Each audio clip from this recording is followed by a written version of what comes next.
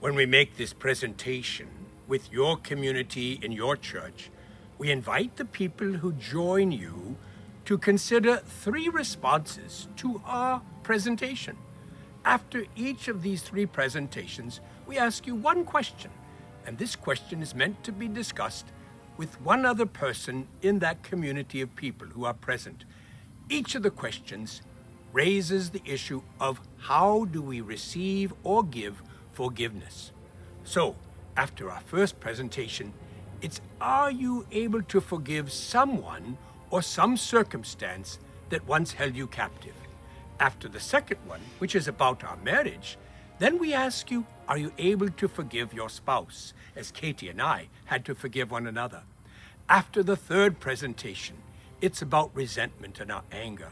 Are you able to ask God for help to forgive you of the anger you are holding towards someone in your life? Dr. Luther, after I escaped from the convent, I was now a free Christian woman, but in a secular world.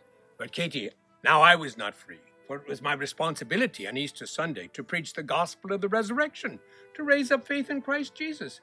But what did you want me to do? To raise up husbands for you. And a wretched lot you were, too, for not only did you smell like stinking fish, but all you could do was pray and sing. I had to go and try to persuade my friends to marry one of these renegade nuns.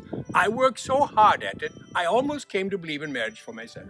Oh, but that wasn't the only reason you finally decided to get married. You're right, Katie. I don't have a heart of stone. I'm a man of flesh and blood. Well, our 6 children were proof of that. But I recall after 2 years' time, you still had not found a suitable husband for me. Now, I was very particular. I wasn't simply going to marry, what was his name? Herr Glotz. Oh, I would have preferred a life in the herring barrels to a life with him. But, Dr. Luther, you sent your friend Amsdorff to me, hoping that he could discover what kind of man I was looking for. So I told him, I said I would consider someone like you, Amsdorff, or Martin Luther. Now, when he came back to you with my proposal for marriage, were you not flattered that I would even consider you?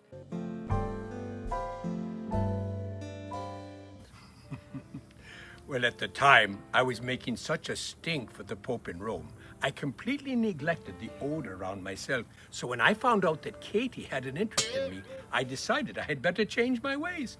But my responsibilities got in the way. I would wake up early in the morning for 2 or 3 hours of prayer. I had 2 secretaries to take care of correspondence. There were classes to be taught, translations to be done, conversations to be had with members of this theological community. Why? By the time the day came to an end, I fell into bed, completely exhausted, without hardly a thought for bathing or changing my clothing.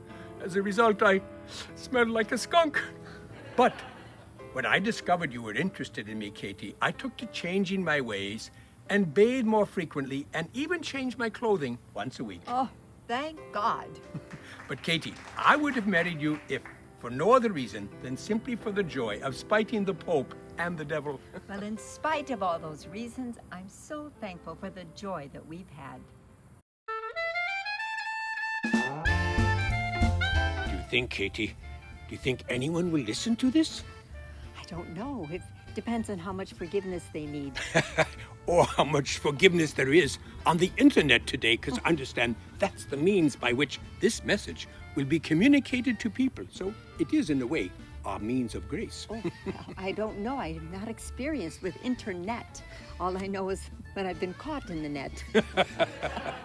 Well, he was 48 years old. 42. I'm sorry. He was very old. Okay.